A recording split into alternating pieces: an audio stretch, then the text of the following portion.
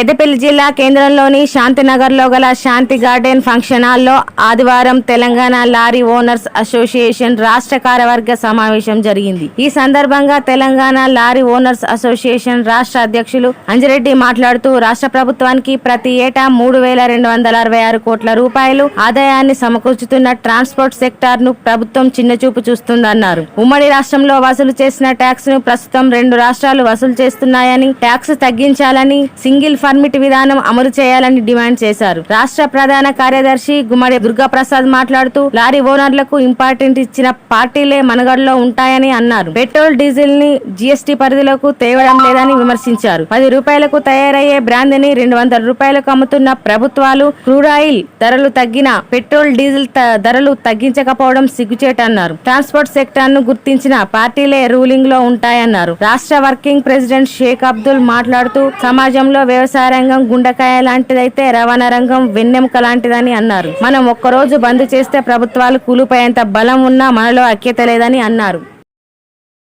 అన్ని రంగాలకు ఏమైనా చేయాలంటే వాళ్ళు చేస్తారు, సాధించుకుంటారు. కానీ అన్ని సంఘాల కన్నా బలమైన సంఘం మన రవాణా సంఘం.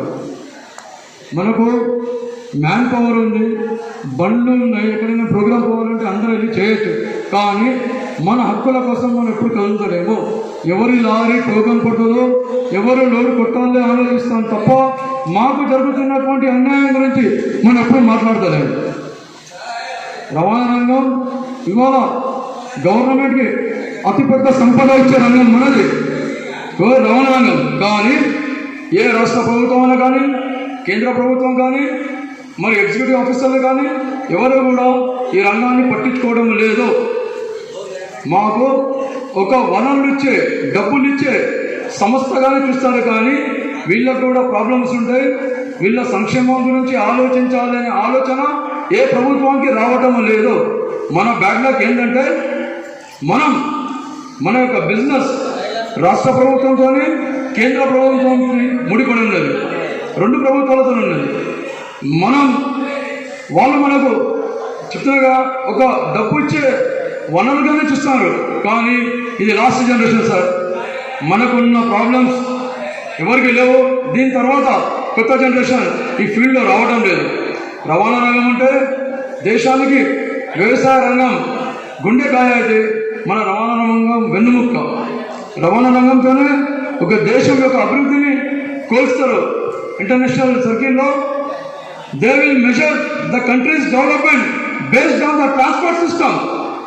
Based on the transport system, whether the country is developed or not, or it is going to be developed.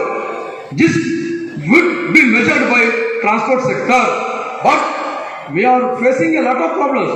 చాలా బాధలు మనం ఈ రవాణా రంగంలో ఫేస్ చేస్తున్నాం. దీనికి పర్మనెంట్ సొల్యూషన్ అని లేదు. మేధావి వర్గం ఎలా ఉందంటే ఎగ్జిక్యూటివ్ ఆఫీసర్లు పర్మిట్కి లోకల్ పర్మిట్ పక్క, కచ్చా పర్మిట్ పక్క స్టేట్కి వెళ్ళే పర్మిట్, ఇండియా పర్మిట్ అని ఇస్తారు. అదే ఇన్సూరెన్స్కి ఇస్తలేరు. లోకల్ బండి వాళ్ళు కూడా అదే ఇన్సూరెన్స్ కట్టాలి, లాంగ్ తిరిగే బండి కూడా అదే ఇన్సూరెన్స్ తిరగాలి. మేము అనేది ఒకటే, ఈ పర్మిట్ ఏ విధంగా అయితే మీరు డిజైన్ చేశారో ఇన్సూరెన్స్ కూడా అలా చేయండి. లోకల్ ఇన్సూరెన్స్ 20-30 ఉందంటే మన ఓనర్లు అందరూ కడతారు. లోకల్ నడిపే ఓనర్లు అందరూ ఈ ఇన్సూరెన్స్ కట్టారు. 20,000, 30,000 అంటే 70,000, 60,000, 80,000 కట్టుబడి కట్టగలుగుతారా? కట్టలేరు. బయట తిరిగే బండ్లు, ఆల్ ఇండియాలో వాళ్ళ తిరిగే బండ్లు కట్టగలుగుతారు. కానీ మనం కట్టలేరు. ఇవాళ ఇంత పెద్ద సంఘం ఉన్నాక కూడా స్క్రాప్ పాలసీ కేంద్ర ప్రభుత్వం ఇంట్రొడ్యూస్ చేసింది. అది ఇంప్లిమెంట్ చేయాలంటే స్టేట్ ప్రభుత్వం చేస్తూ ఉంటుంది. కావాలంటే ప్రభుత్వం ఇంప్లిమెంట్ చేయొచ్చు, లేకుంటే ఇంప్లిమెంట్ చేయకపోవచ్చు. కానీ మన ప్రభుత్వాలు, మా ప్రెసిడెంట్ అయినటువంటి అంజిరెడ్డి గారికి కానివ్వండి, దుర్గాప్రసాద్ గారి చర్చలు పిలవకుండా మేము స్క్రాప్ చేస్తామన్నారు. ఈ మేధావి వర్గం ఒకటే అంటున్నా, లోకల్ బండ్లు 50,000, 60,000 ఇన్స్టాల్మెంట్ కట్టుకుంటే కట్టగలుగుతామా? లోకల్ బండి స్క్రాప్ చేసి కొత్త బండి వచ్చి మీరు 50,000, 60,000 స్టాప్ ఇన్స్టాల్మెంట్ కట్టుకుంటే వాళ్ళు కొట్టగలమా? కట్టలేము. మనం లోకల్ ఐకపీ బండ్లు తోలుకునేటోళ్ళం, లోకల్ పీడిఎస్ మనం ట్రాన్స్పోర్ట్ చేసేటోళ్ళం, యూరియా ట్రాన్స్పోర్టేషన్ చేసేటోళ్ళం. మనం ఈ 50-60 200 ఉండేది. తర్వాత 500 చేశారు, ఇప్పుడు దాన్ని 3000 చేశారు. మళ్ళీ ఇంకోటి ఏంటి, ఎఫ్సి ఫిట్నెస్ ఛార్జెస్ అని ఇదొక టెక్నిక్ మొదలు పెట్టారు. ఎఫ్సి ఛార్జెస్ అని 17,300 వేస్తే ఎఫ్సి ఛార్జెస్ అంటారు. What is this FC charges? అంటే దేశాన్ని దోషేయడం కదా. పెట్రోల్ డీజిల్ జిఎస్టీ పరిధిలో తెమ్మంటున్నాం, తేలా పోతున్నారు. పక్క రాష్ట్రాలు ఇస్తున్నాయి, ఈ రాష్ట్రం ఇవ్వట్లేదు. జిఎస్టీ పరిధిలోకి తేమంటే ఈ రాష్ట్రమే, అప్పుడున్న ఈటెల రాజేంద్ర గారు అడ్డం పడ్డాడు, మాకు కుదరదు, మాకు లాస్ వస్తుంది, రాష్ట్రం నడవదు అని. మీకు జిఎస్టీ ఒకే సింగిల్ విధానం, ఒకే పన్ను విధానం పెట్టిన ప్రభుత్వం, అన్నీ ఒకే విధంగా జిఎస్టీ ఉండాలి. హైయెస్ట్ 32% జిఎస్టీ ఉంది కదా. మీకు సిగ్గు శరం లేకోకుండా బ్రాందీ విస్కీ తాగే నీళ్లతో తయారు చేసే స్వదేశీ ముందునే 10 రూపాయలు దాన్ని 200 రూపాయలు అమ్ముతున్నారు ప్రభుత్వాలు.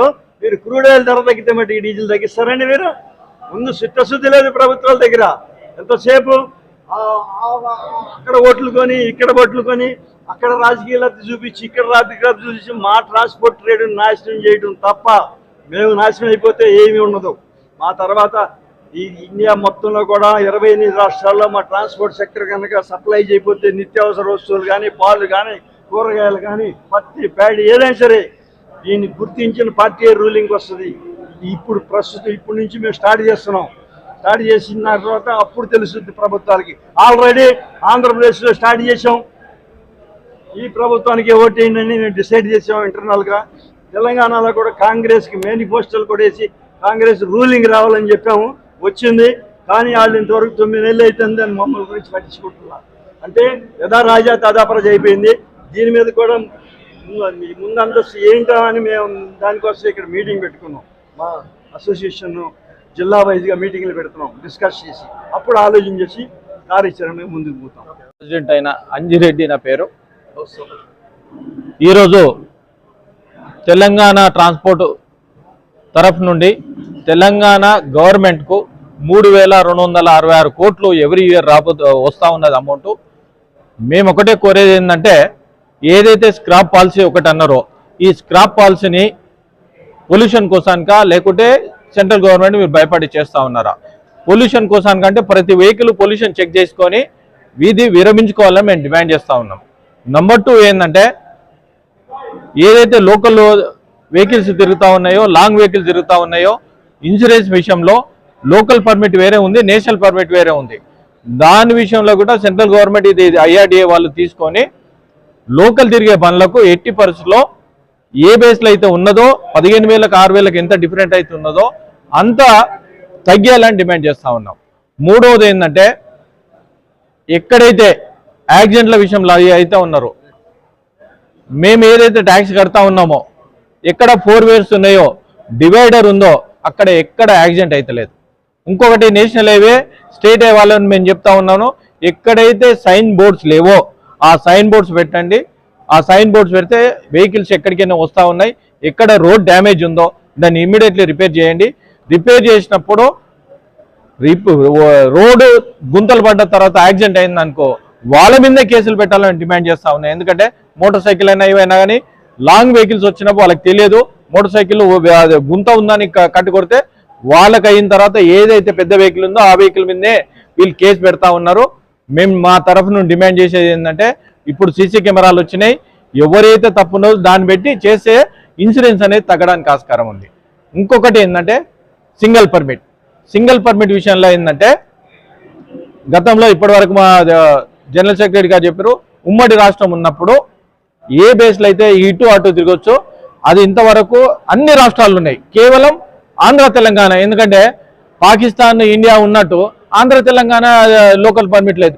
చిన్న vehicle single owner 15 years 16 years vehicle వాళ్ళు నడిపించాలంటే చాలా ఇబ్బందులు అయితే మేము డిమాండ్ చేసేది ఇమ్మీడియట్లీ అది కంపల్సరీ చేయాలి.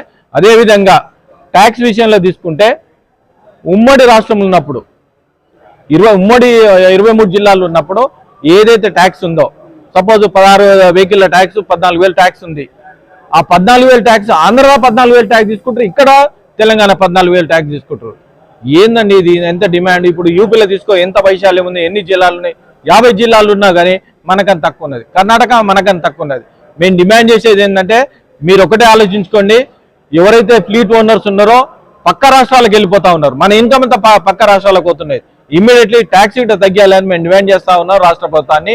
ఇంకొకటి ఏంటంటే డ్రైవర్ సేఫ్టీ విషయంలో సెంట్రల్ గవర్నమెంట్ ఏదైతే ఇచ్చిందో, ఎక్కడైతే ఉమ్మడి రాష్ట్రాల్లో ఉన్నాయో డ్రైవింగ్ టెస్ట్ అయినా, డ్రైవర్ లేక చాలా ఇబ్బంది అవుతుంది, డ్రైవింగ్ టెస్ట్ అయినా, వాళ్ళకు ఇన్సూరెన్స్ అయినా, 5 lakhs ఇన్సూరెన్స్ అయినా ఇమ్మీడియట్లీ అది ఇంప్లిమెంటేషన్ చేయాలని మేము డిమాండ్ చేస్తాం.